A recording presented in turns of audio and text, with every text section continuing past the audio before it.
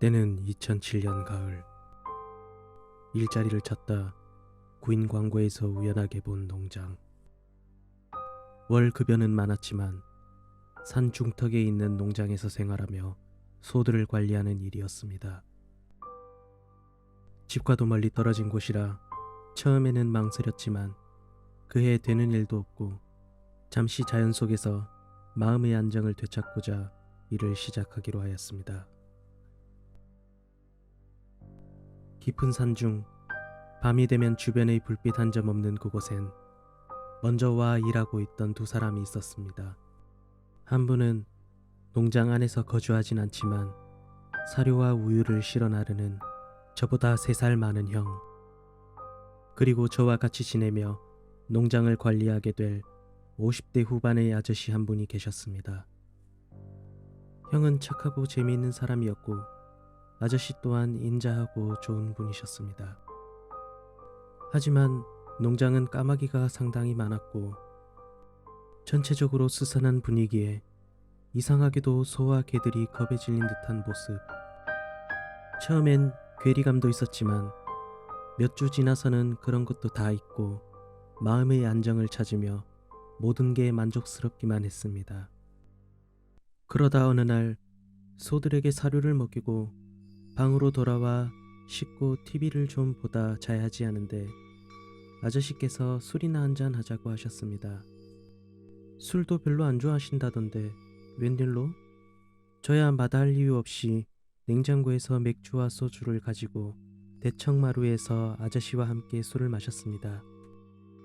그렇게 마시는데 마루 옆에서 그르렁거리며 자던 황구가 갑자기 벌떡 일어나더니 아저씨를 보고 마구 짖기 시작했습니다. 더 충격적이었던 건 아저씨가 그런 황구에게 생전 들어본 적도 없는 욕을 하며 낯을 마구 휘두르는 것이었습니다. 평소 인자하던 아저씨는 온데간데 없고 아저씨를 말리다 저도 크게 다칠 뻔했습니다. 그때의 아저씨의 눈빛은 완전 사시가 되어서는 한쪽 눈은 반쯤 뒤집혀 황구가 숨은 방향을 노려보고 있었고 한쪽 눈은 저를 보는데 동공이 풀린 상태로 보였습니다. 저는 먼저 들어가서 잘게요 하고 무서워서 방문을 걸어 잠그고 잠을 청하는데 밖에서 아저씨는 강아지와 소들에게 욕을 하면서 농장을 방황하고 있었습니다. 주사가 저렇게 심한 줄은 상상도 못하고 다신 같이 술을 먹지 말아야지 하고 전 그대로 잠이 들었습니다. 다음날 아침에 차규와 소 사료를 먹이려 일어났는데 아저씨가 안 보였습니다. 혹시나 황구가 해코지 당했나 싶어 불렀더니 다행히 꼬리를 흔들며 멀리 떨어진 풀숲에서 기어나오고 있었습니다.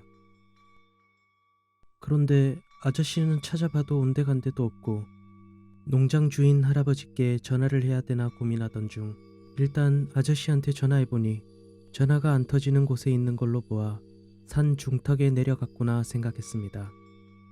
평소에도 부지런해서 먼저 새벽같이 일어나 산책도 다니시는 분이셨기 때문입니다. 소들 사료부터 먹이고 그때까지 안 오시면 농장 주인 할아버지께 전화하자고 생각하고 소 사료를 주고 있는 중 우유를 가지러 온 형이 아저씨를 싣고 왔습니다. 흙바닥에서 뒹굴었는지 만신창이로 자고 있는 아저씨. 형에게 어디서 데려오는 거냐고 물었더니 응, 저 아래 무덤에서. 이번이 처음은 아니라고 하셨습니다. 산길을 올라오는 길에 이름 없는 반듯한 무덤 하나를 봤는데 왜 거길 가서 자나? 가을이라 아침바람도 드셀 텐데 참 술이 문제다 싶었습니다. 그렇게 다시 일상으로 돌아왔고 며칠인가 지나서 농장 주인 할아버지가 찾아왔습니다. 할아버지는 오자마자 소들부터 둘러보더니 왜 소가 자꾸 없어지냐고 아저씨와 말다툼을 하기 시작했습니다. 전에 주저앉은 늙은 소는 저 짜 구덩이에 묻었고 새끼 저 소는 죽어서 태워버리지 않았습니까? 그거랑 몇 마리 죽었던 거 빼면 288마리 맞는데 왜 자꾸 억지로 말씀하십니까, 어르신? 아저씨와 막무가내로 소가 없어졌다는 주인 할아버지는 한참을 실랑이 하시다 돌아갔고, 억울한 듯 아저씨는 분에 겨워 오늘은 형을 불러서 농장을 비우고 시내에 나가 밥이나 먹자고 하셨습니다. 간만에 세상 구경도 좀 하고 배불리 밥 먹고 농장에 돌아오다 문득 떠오르는 게 있었는데, 처음 여기 오기 전 주인 할아버지가 했던 말씀이 생각났습니다. 소가 300마리 좀 넘으니 둘이서 관리하려면 좀 힘들 거란 말.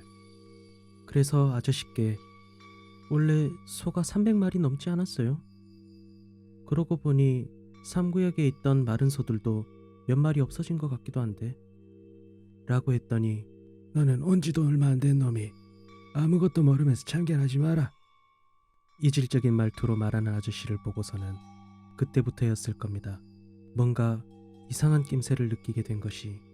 그 뒤로 며칠이 지나고 이번엔 아저씨 혼자 방에서 술을 드시더니 또 주사를 부리시며 농장 주변을 배회하고 계셨습니다. 그런 아저씨를 보면서 황구는 숨어서 지저대고, 역시나 다음날 아저씨가 안 보이길래 이번엔 제가 직접 찾아가 봐야겠다 하고 산 중턱 무덤에 가봤더니 한 손에 낫을 든 채로 무덤 옆에 고이 주무시고 계셨습니다. 형에게 그 무덤이 대체 뭔데 왜 자꾸 아저씨가 거기서 자냐고 물었더니 잠시 머뭇하던 형이 이야기를 해주었습니다. 너 오기 전에 아저씨와 같이 일하던 철씨 아저씨가 있었거든. 여름에 젖소들을 방목시키다 밀렵꾼이 쏜 총소리에 소들이 놀라서 산 비탈길을 떠밀려 내려가는데 하필 그 아저씨가 그 길목에 있었다가 미처 피할 틈도 없이 소떼 밟혀 돌아가신 거야. 수십 마리에 밟혀서 몰골이 많이 아니었다더라. 가족이 없는지 군청에 신고했는데 아무도 소식이 없어 거기에 묻은 거야. 그때부터 아저씨도 술만 먹으면 거기서 자더라. 7년을 같이 일했는 사람인데 정이 오죽하겠어? 아, 그래서 그랬던 거였구나 생각하고 2주 정도 별일 없이 지냈습니다. 점심을 먹고 심심해서 밤을 한큼 주워왔는데 아저씨가 저쪽 골짜기 쪽에 개복숭아 나무가 있다고 지금 한창 익을 때라 맛이 있을 거라고 하길래 냉큼 가봤습니다. 그런데 골짜기 언덕을 올라서니 썩은 내가 올라오기 시작했습니다. 아, 뭐야 하고 정말 내려가기 싫었던 거 눈 딱 감고 내려갔습니다. 그런데 거기에 죽은 소 수십 마리가 쌓여 있는 것이었습니다. 너무 놀라 골짜기 벼락을 미친 듯이 기어 올라갔습니다.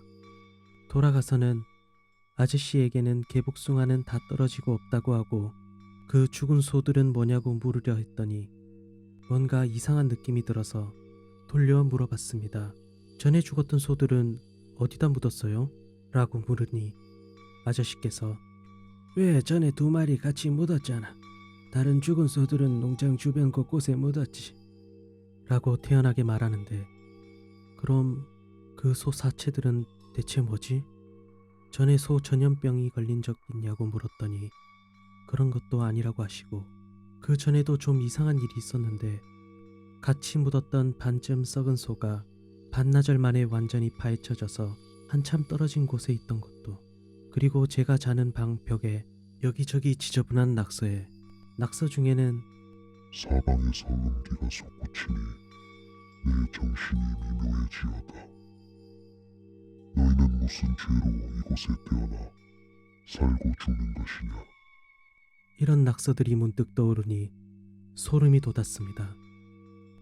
그래서 여기는 뭔가 있을 곳이 아니다 싶어 마음의 정리를 해두고 떠나려고 하는데, 바로 그날 또 혼자 방에서 술을 마시더니 여지없이 주사를 부리기 시작했습니다. 전에는 시끄러워서 짜증이 났는데 이젠 그게 아니었습니다. 혹시 몰라 과도를 하나 들고서는 그 아저씨의 행적을 쫓아가 봤습니다. 욕을 하며 돌아다니다 이 구역 구석에 묶여있는 황구 새끼를 지저댄다고 마구 차고 반항한다고 또 때리고, 그러다 사료 창고로 들어갔습니다. 거기서 사료 한 포대를 꺼내더니 3구역 마른 소들 사료통에 붓는데 소들이 완전 겁에 질려 사료는 안 먹고 얼마나 울어대던지 아저씨는 소들에게 점아가, 점아가, 점아가. 라고 말하면서 돌을 던지고 나무 봉우로 우사 주변을 돌면서 찔러대고 정말 생각지도 못한 일이었습니다. 삼구소들이 왜 비쩍 말라가는지 알게 되었습니다. 그런데 갑자기 아저씨가 트럭을 끌고 와서 건초를 묶을 때 쓰던 밧줄로 소 한 마리를 끌어내더니 안 가려는 소를 트럭으로 질질 끌고 산길을 내려가고 얼마 안 가 차를 세우고 느닷없이 망치로 머리를 내려치더니 소는 그대로 옆으로 뻗어버리고 아저씨는 낯이랑 칼을 꺼내서 반항도 못하고 울어대는 소를 네가 날 죽였어. 네가 날 죽였어. 네가 날 죽였어.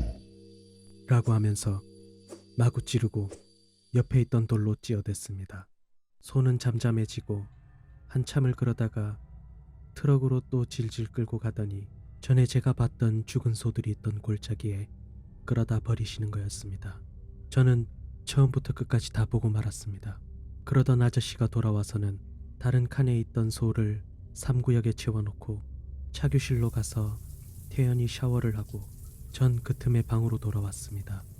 샤워를 끝낸 아저씨는 제 방 창문을 쓱 보더니 문고리를 한번 철컥 돌려보는데 그때의 공포란 이불 속에서 과도를 쥐고 돌돌 떨며 방 안에서 자는 척 숨죽이고 있었습니다. 잠시 밖이 조용해지는 틈에 창문을 보니 우사 앞길을 통해 또 어디론가 가시는 중이었습니다. 그 길은 무덤으로 가는 길. 우사 주변은 밤에도 밝지만 그곳을 벗어나면 완전 칠흑인데다 더는 무서워 쫓아갈 엄두도 안 나고 문을 잠그고 무서움에 뜬 눈으로 밤을 새웠습니다. 그리고 이른 아침 짐을 전부 싸고 트럭을 몰고 미친 듯이 산 비탈길을 내려오는데 역시나 그 무덤 앞에서 아저씨가 자고 있었습니다. 아침 일찍이라도 어둑어둑한데다 간밤에 있었던 일을 생각하니 또 공포감에 비포장길을 차가 뒤집힐 정도로 몰고 지나치려는데 차 라이트가 비추는 순간 그 아저씨가 벌떡 일어나더니 어디가? 큰 소리치며 쫓아오고 있었습니다. 비포장 산길이라 뛰면 충분히 트럭을 따라잡을 텐데 밤새 다치셨는지 절뚝거리며 따라오진 못하셨습니다. 그리고 백미러로 아저씨를 봤는데 쫓아오다 말고 가만히 서서 실실거리며 웃고 있던 아저씨. 그렇게 전 그곳을 떠났습니다.